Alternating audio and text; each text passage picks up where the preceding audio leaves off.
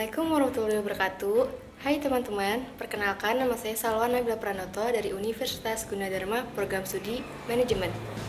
Hari ini saya bakal menjelaskan sedikit tentang sejarah singkat hukum Archimedes.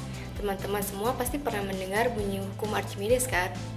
Hukum Archimedes berbunyi suatu benda yang dicelupkan sebagian atau seluruhnya di dalam zat cair akan mengalami gaya ke atas yang sama dengan berat zat cair yang dipindahkannya. Lalu, bagaimana hukum Archimedes dibuat? Siapa penemunya? Archimedes adalah seorang ilmuwan terkemuka yang berasal dari Syracuse, Yunani.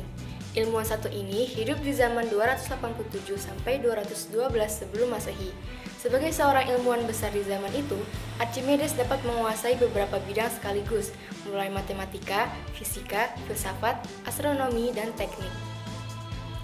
Archimedes yang hidup pada zaman sebelum adanya kertas maupun pensil, namun ia mampu merumuskan berbagai hukum mengenai gaya apung, prinsip tentang tuas, sistem katrol, dan masih banyak lagi.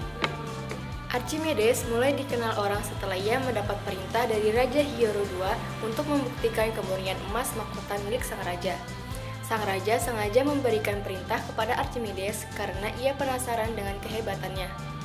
Mendapat tugas seperti itu, Archimedes pun sempat kebingungan, namun ia berpikir keras untuk mendapatkan solusi masalah ini.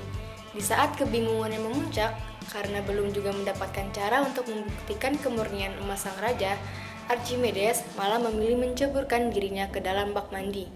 Ketika ia masuk ke dalam bak mandi yang penuh dengan air, dia memperhatikan bahwa ternyata ada air yang tumpah ke lantai.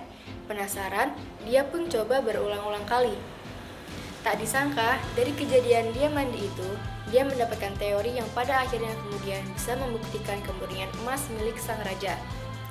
Berbekal hipotesisnya, selepas mandi, Archimedes lalu memasukkan mahkota ke dalam air. Perubahan volume air akibat masuknya mahkota tersebut lalu dijadikan dasar untuk menentukan massa jenis. Kemudian, dia membagi massa mahkota dengan besarnya perubahan volume air. Nah, massa jenis yang ia dapat dari hasil percobaan itu lalu disamakan dengan massa jenis emas murni. Jadi, dia masukkan mahkota dan emas murni ke dalam air dengan volume sama. Air yang terpindahkan oleh emas dengan mahkota tidak sama ternyata.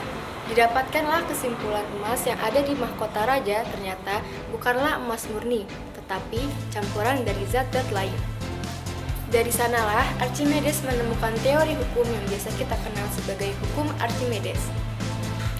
Bagaimana nih teman-teman? Unik juga ya ternyata latar belakang dari penemuan hukum Archimedes. Sekian penjelasan dari saya, semoga dapat bermanfaat dengan baik. Kurang lebihnya mohon maaf. Wassalamualaikum warahmatullahi wabarakatuh.